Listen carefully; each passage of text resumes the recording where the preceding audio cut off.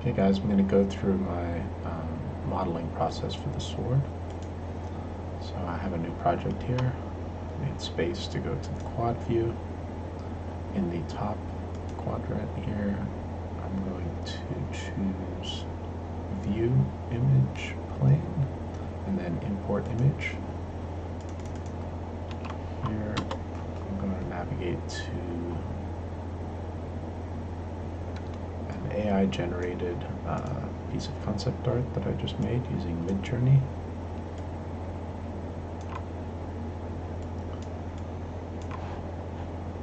Let me see, what was the prompt for that?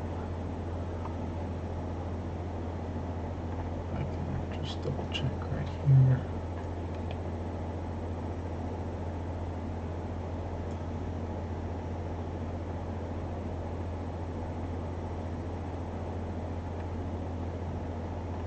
I got buried.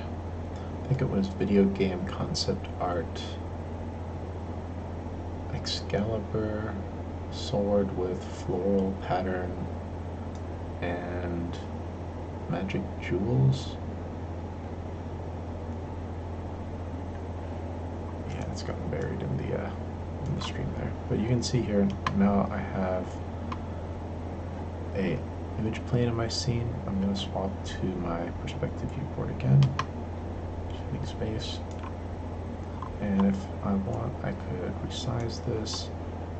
It's good working on the grid like this, but you could turn it 90 degrees. If you hold J while inside of the rotate tool, you can rotate that image. However, I don't really want to be touching it after I've placed it, so I'm going to go to object mode and select it. And in the channel box layer editor tab on the right, there's this button over here, create new layer, with a white square and a greenish bluish circle on top. That adds this object to a layer, and then this third button, next to layer 1, I click that twice so it turns it to an R. That means that I can no longer select this object in the scene, that it is a reference layer. I can also double click the layer here and say, this is my reference, right? Just for my own benefit, so I don't have to remember what layer 1 is. Now, when I'm making a sword, or when I'm making a lot of different 3D objects, often I just want to start with the most simple, which is a cube. Now, I'm actually going to show you guys 2 methods of crafting this sword, so I'm going to duplicate my concept art with Control D, move 1 cube into place, and then duplicate to create a second version here. So you can choose to do either of these methods, try them both and see which one you prefer. On the left here, I'm going to use what's called the cut edge loop method or insert edge loop method, and on the right I'll use the extrude method. So in both cases, I'll want to have my first cube here lined up with my concept art. In some cases, I also start with a cylinder.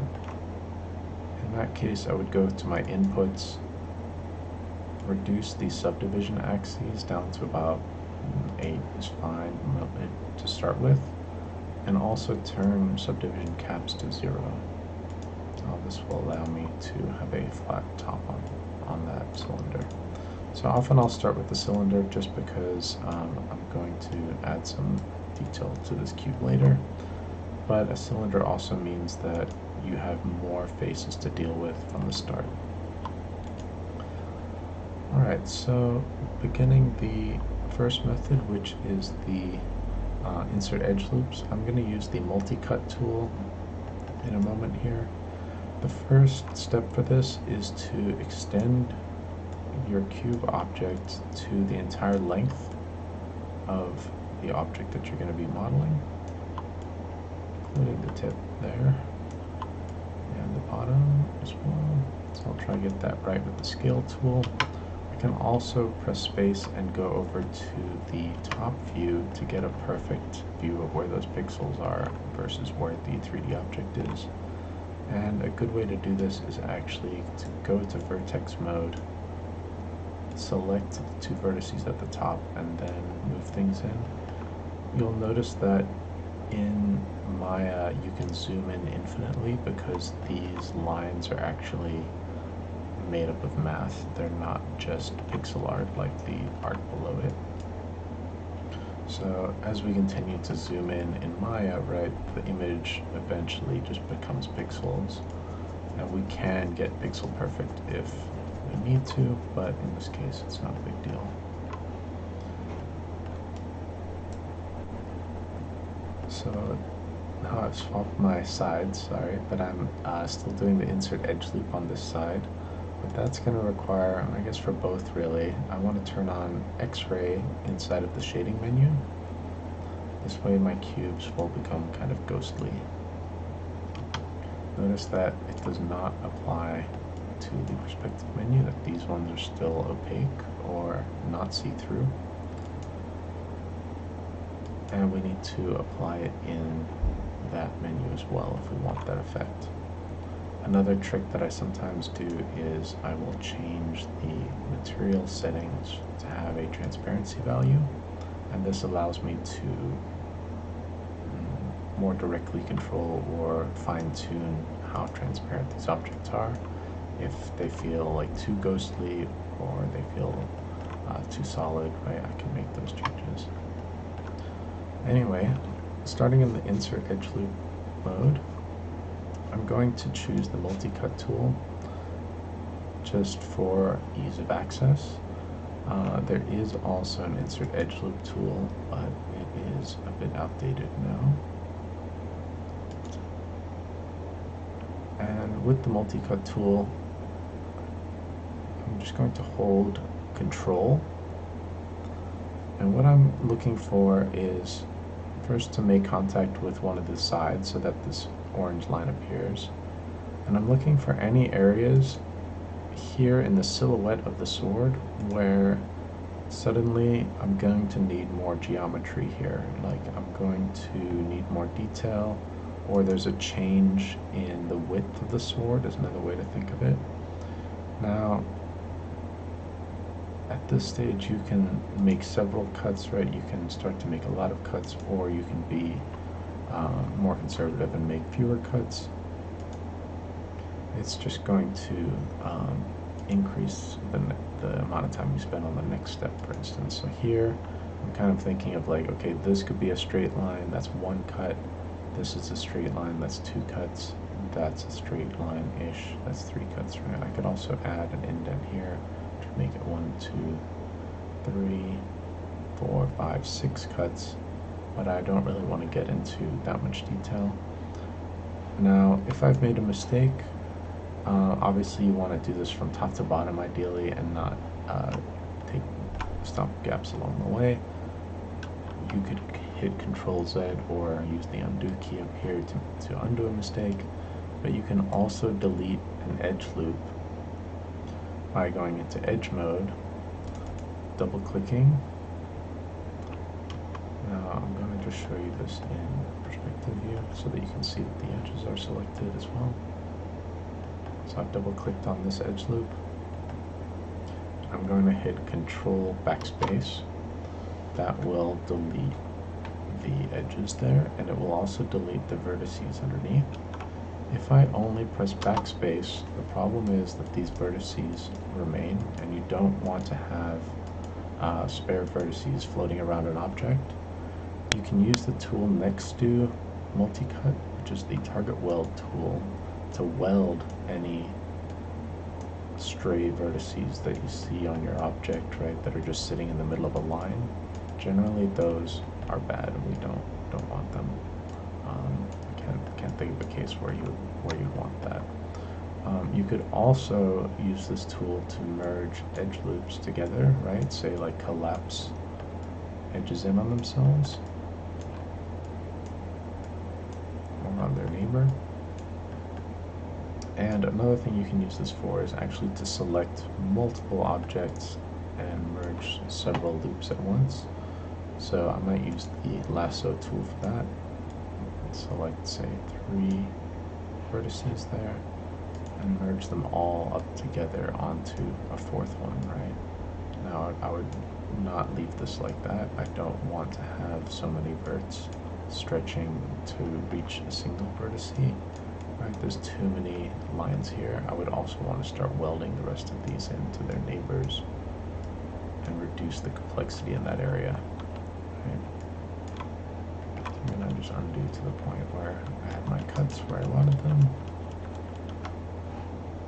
And again, edge mode, double click to select an edge loop, and then control backspace if you want to delete an edge loop. Usually I will stay in the top view for this part just so that I can match my concept art exactly. And to finish up, right, I'm just going to go down the length of the blade here. I can choose to have, say, more curvature at this point, right, or I can just keep my cuts very far apart and have less curvature. But around that will be good.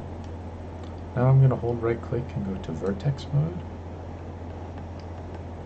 And each time that I have one of those cuts, I'm going to select that edge or that ring of vertices. I prefer to do it in vertex mode. And then scale them down. I don't want to go all the way there, but scale them down or scale them up depending on whether they are inside the silhouette of the sword or outside. Right, so for straight areas like this, I would want to scale them all at the same time, perhaps, if I realized that was a bit off for my concept art. And here I might notice, oh, I need some more geometry here. Right, so I can still go back and make cuts at this point. Say what I might do is have, if I want a raised area, I would put cuts on either side of it and then scale outwards. Notice that I'm really only scaling in one direction, which is on the X and Y axis. I'm not grabbing the center because if I grab the center, I'm also scaling up and down here. Right? But you'll notice, right, as you start to go through some of these areas that sometimes you don't have enough cuts or you have too many cuts perhaps. You're just going to have to make some judgment calls there.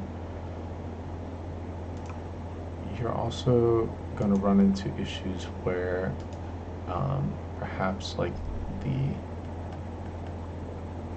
the geometry is going to extend so far over, right, that it's not going to kind of fit in your original plan. Here, for instance, I would make another cut here just to add some more detail in this hilt area, or this cross guard. But sometimes, right, instead of continuing to extend, I'll plan to use an extrude here rather than trying to do everything left and right. So right now I'm just still going to work my way down the sword though and make sure that I'm tagging all these changes in width. And if, again, I run into a straight part like the edge, I do want to select the top and the bottom at the same time, just so that I don't have any sort of variation that I didn't plan for there. In this case, I might want to move these back if I realize that I've missed part of the concept art. Most of the time, I'm just going to be squeezing things in until I get to the end. Right. Now, for the very tip of the sword, this one I do typically weld the tip together. Now that affects how the light is going to reflect off of it, right? So the problem being that if I do a merge, which will merge to center, say. Of course, I'm going to have to adjust the height of the blade next, but that can also create effects that you might not want. Right? So just, yeah, we'll probably do a merge to center in this case. So this is the icon for it right here. Now I also need to look at the length of the blade, right? So in this case, I don't have any concept art from the side, but I can make a judgment here of like which vertices are part of the blade.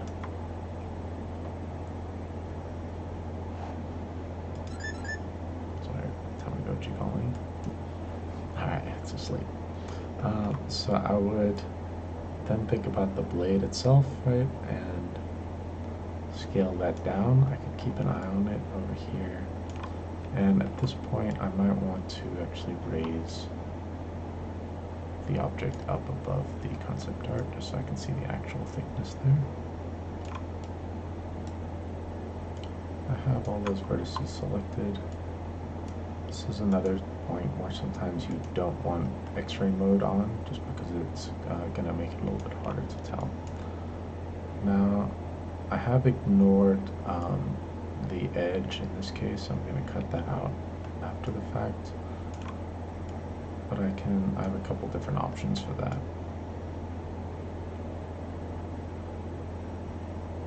So we don't want to make it too paper thin. Remember, we're going to have light reflecting off of this thing. But that is the gist of the insert edge loop method, right? Is that we use the entire length of the weapon and then we scale points individually. From this point out, the methods will become similar. But let's take a look at my preferred method, which is the extrude method. I find it to be a little bit faster for myself. So once again, I can think about using the top view and just making sure that I'm starting at a good point, like kind of the center of mass of the weapon, or just like the middle of the weapon. We'll also go ahead and raise this up above the artwork. So with the extrude method, this is what you've probably seen me use most in class, is to select a face, hold shift while I'm in the move tool, and then move the face upwards, right? As I need more geometry, I scale the face outwards as well. And then I do another extrude with the move tool. Now, in this case, I'm also going to think more in terms of what geometry that I have, right? So I find I think in 3D more using this method. Because the next step, right, I also need to consider the fact that this is the point where the sword gets skinnier. So I might do a very small extrude here and scale inwards as well, right? So I can think in multiple dimensions, or one extra dimension than if I'm just in the top view. Again, I'm going to go all the way along until I lose that straight edge, and I might check on this in the top view just to make sure that I'm being honest compared to the artwork of where the blade actually changes. Now it looks like I might have gotten the width wrong slightly. If I'm in face mode, to select additional faces, I can hold shift and press period on the keyboard, and that will grow faces along that object. I can also use shift comma to shrink my selection. So here I can make more adjustments to the blade, and if I got the thickness wrong, I'll just get it using the scale tool there. Go back to my leading face, or the top face. Move tool W, holding shift, I'll extrude again. This time I'll keep my eye on the top view. Right, and try catch that curvature just by extruding until I feel like I might not be able to make it look good when the geometry runs out.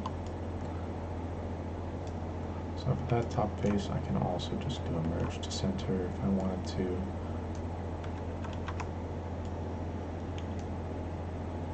Sometimes, you know, you might want a little dot at the top there somehow. I don't think so, but you know, you can just scale things down and then do a kind of a merge with a low value is one approach that I sometimes take, right? Because the tip of the sword might have some tiny amount of curvature there.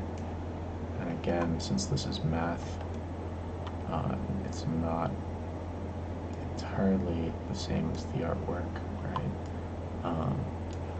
There might be just a tiny little piece there at the end. I haven't tested that too extensively, but it's going to depend on the render engine.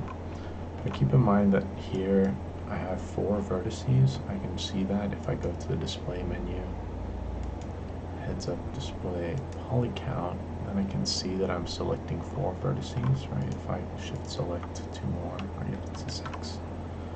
So even though it will only look like there are 2 vertices, there are 2 buried underneath. And that's not something that we want. So I would go to mesh, edit mesh, merge, and choose the little box. And use a very low threshold here and just hit apply.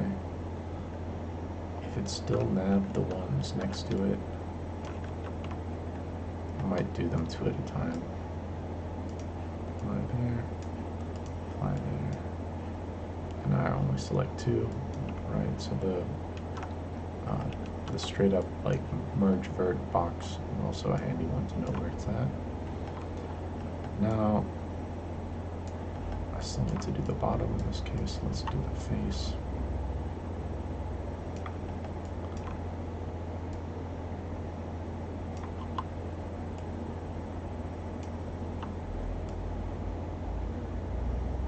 So this is an instance where I'm going to want to extrude outwards, right, rather than just making a bunch of cuts here and scaling it, right, and trying to capture the curvature. That way, I instead will move on to the bottom area, like so. Finish up that last piece here. Not sure what that's going to look like just yet again.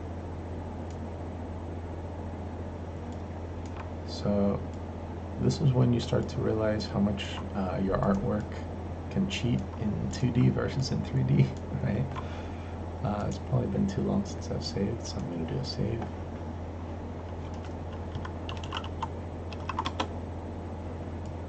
Now, as I was saying, I'll typically be thinking in terms of extrudes when I use this extrusion method to create the main blade here, right? Like even though this one has already got some more detail on it, what I might do here is change how that geometry is formed. Again, by using extrude, but if I'm extruding in 2 different directions, I can't use the shift and move option. Instead, I'll use the tool here. It will choose a face, and then I can extrude. I can still move things around. So I'll try to match that artwork. If I'm trying to match, generally I want to be in the top view. Extrude again, so I can have another geometry here.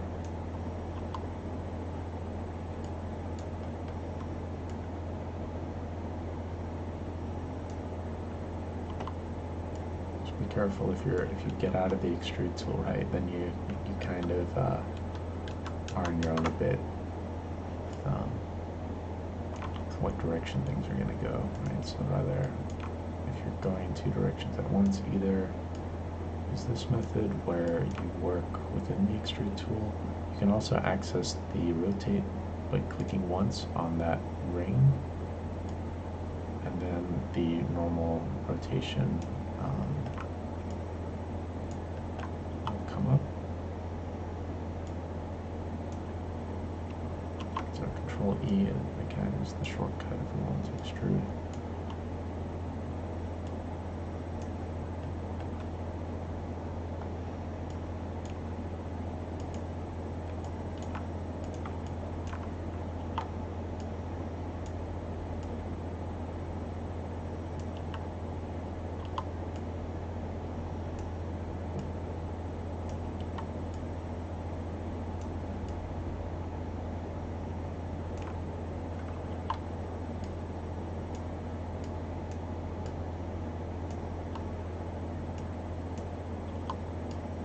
I don't know, maybe it's not faster. It might just, oh, and I tricked myself there.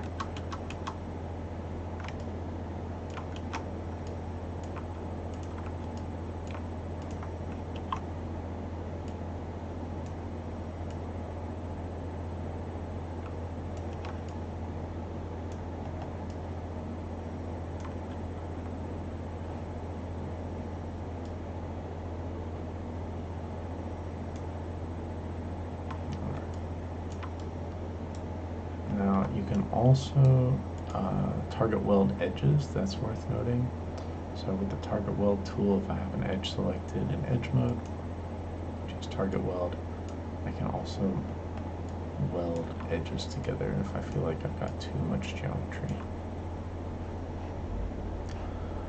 So that's the gist behind the two different methods, right? Like this one, I would still need to go back into, I might make some cuts here. So you'll need to experiment a little bit with cutting on different axes as well with the multi-cut tool, right? Like if you control and hold over an edge,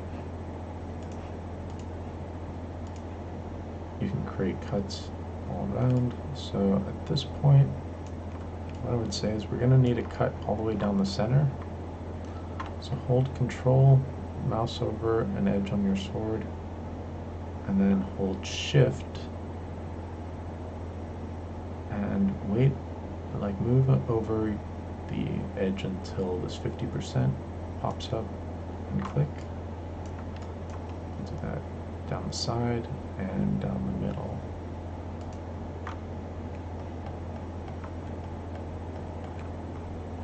Right, and that's going to give us geometry for the blade edge first off. So what I might do is maybe select all of these top edges on the blade. I don't need that last tip because I target welded, or I merged to center that one. Now, I also have the option of using symmetry. So I'm going to use Object Y symmetry there to select both at the same time. I'm going to scale in the top and the bottom of the sword, and that's going to just leave the edge behind. So again, maybe a good place to double check my artwork to see how wide of an area they left for that blade. And it might also inform me like, hey, my sword is still too fat. I need to like slim it down so that the blade edge looks nice. It's kind of objective. Right? Looks like I've left behind the center line there before I scale downwards. Let me just grab that middle.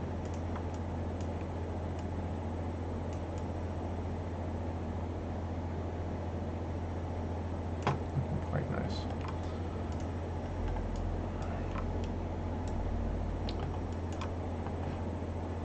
I'll also use increment and save sometimes to save me some time with file names, right? If I'm in the zone and I want to keep going.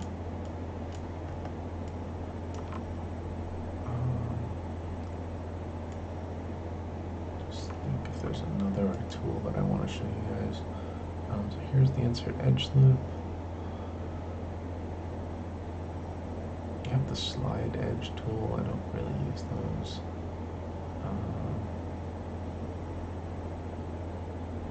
We could also look at the mirror tool real quick, just in case.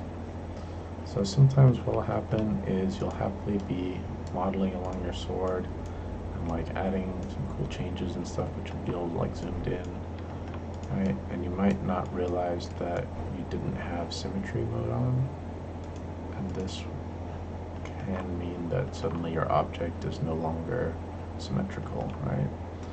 So you might have to pick a side. What I typically do is I'll go into the top view, or whichever view is going to be easiest to see that geometry. Sometimes it's actually from this front view or something where you can zoom in a bit closer. Swap over to face mode, and what I like to do is to either start at the center or start outside the object and line up the edge of the marquee tool at the selection tool so that you just select 50% of that object and then press delete on the keyboard. Now that I have this open object, I want to mirror it. So I will go to the tool, which is up here underneath Arnold and Mesh, mirror tool. You will need to check a few things here. First off, the axis position should be on the object. The axis in this case is X, but sometimes you need to change that, and other times you might need to change the direction from minus to positive or vice versa. Now the other important part here is the merge threshold. Right now this number is quite large and it might actually be destroying some geometry in the detail areas, at least if it's in the center of the object. So generally I keep my merge threshold quite low. Then I can just click off the object and it is mirrored. I now want to think about deleting my object history because I'm in a good place. So I'll do an increment and save. I'll go to edit, delete all by type, history. I also noticed that I'm using MB file, which I don't want to be using, so I'm going to go file, save as, and change it to an MA file, Maya ASCII file, and call it Blade02. My ASCII file is just more stable when it comes to file corruptions and things. It's less likely to corrupt. So that's going to be the start of the blade. I'll make a separate video for going into detail areas. We do want to have more detail than this, right? Because I will want to have detail on the edges. One tool that you should probably start experimenting with is the bevel tool. So if I select some edges, I'm going to turn symmetry Y back on so that I can make the handle. And the bevel tool is here under my custom tool. I don't think you guys will have NG skin tools installed. The bevel tool will create two edges or more if you want more detail. Sometimes more can be better, right? Other times it's just more to juggle.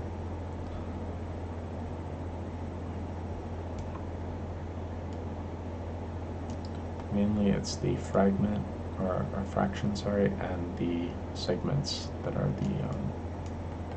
that are going to cause the biggest change. Now the fraction is in relation to where the point starts, or where the bevel edge ends, how much space that vertex has to travel along the surrounding edges before it runs out of space, right? So notice that as those vertices touch the next one over, right, the first one to touch, in this case here, the bevel now has to stop. Right? This actually gives me quite a nice shape. keep in mind that if you do this once and then you decide to bevel another area that was connected, now I've limited that next area. Its fraction value can't go as high because of that vertex next to it, preventing it from going any further. So sometimes when that happens, you actually need to just go back and select the longer edge, right, and bevel it all at once and try your luck like that.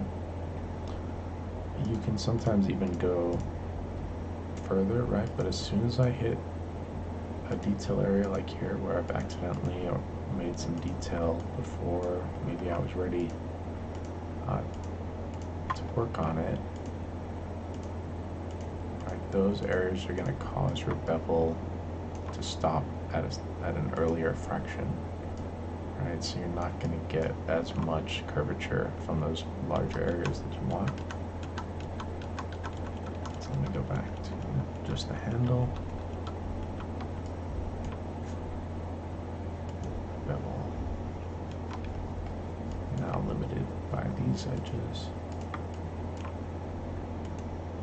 Alright, so I'll experiment with this a little bit. Sometimes in addition, or right after a bevel, I'll go into vertex mode and I'll start being militant with some of these areas that are preventing my bevel from continuing by using target weld.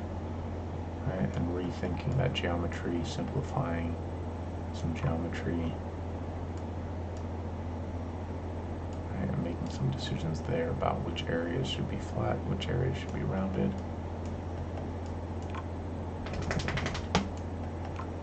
So I'll call it there. And from this point, with just a little more work, say about another 20 to 30 minutes of polish, catching these smaller areas, right? Because I do want to go back to my artwork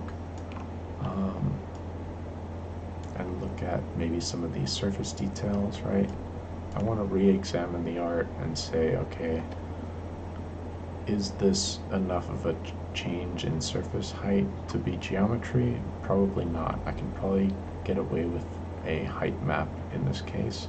Same with a lot of these surface details. I'm going to handle that on a height map, but maybe for larger areas where I see like more shadow being cast over here, it almost looks like the hilt comes up the blade a little bit, or I might add some geometry there, some cuts just to reinforce that. The other reason I might add geometry for those kinds of spaces is because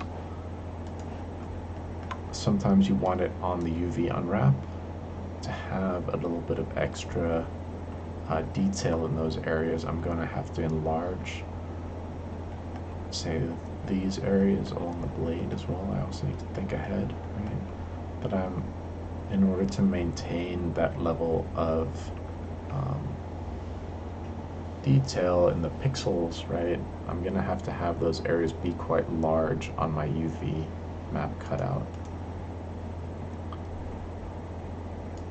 Let's take one quick look at UVs.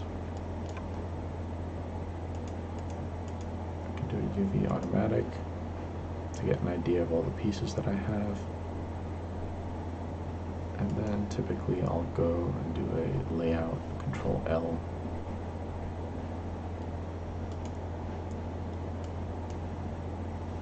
With some shell padding and a 1024.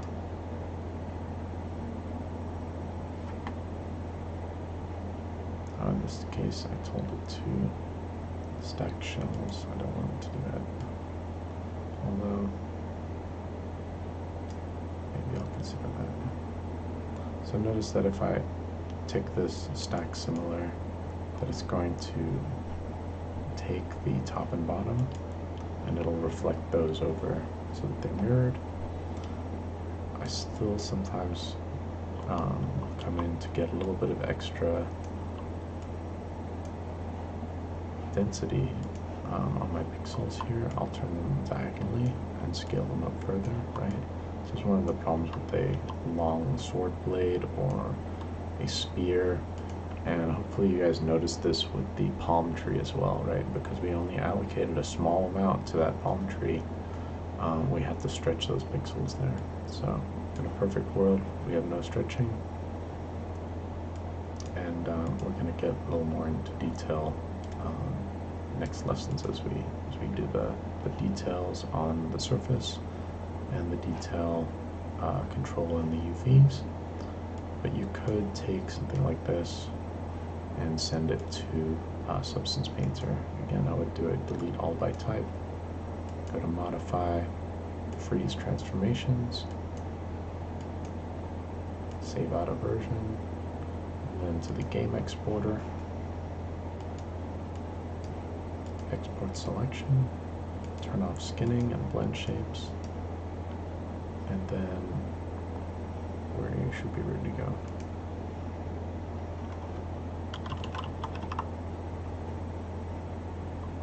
Oops, that's just the workspace.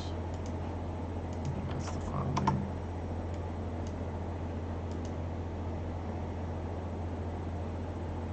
Open Substance, File, New, Template, choose the select button, and then I'm going to go back to this folder, so I'm going to copy it, Control C, paste it up here.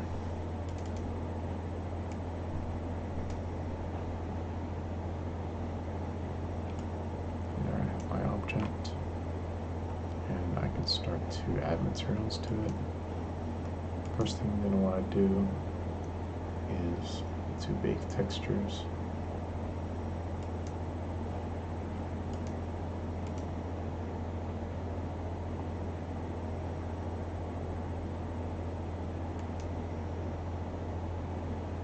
And then go back to the layers options here and start adding layers to it so that I can see what it's going to look like for different parts, right? So I'll pick some colors out at this point just by changing, dragging them on top so that they're the highest layer, and choose kind of which ones I want to have enabled, and mix and match them for my final object. So we're looking forward to jumping over to Substance. Do be careful with stacked UVs. This is often why I don't use them anymore, is because of Substance Painter does such a nice job.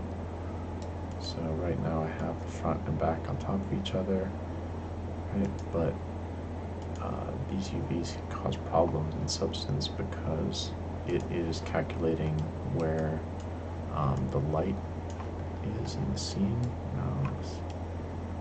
By holding shift and right click, right, it's changing the light, but I might have a problem where it wants to put the same light on both sides, so we'll see how that goes. Yeah, I'll do some tests and confirm with you guys, but generally, since we're using Substance, we kind of change to a slightly more advanced workflow. So, thanks guys, take it easy.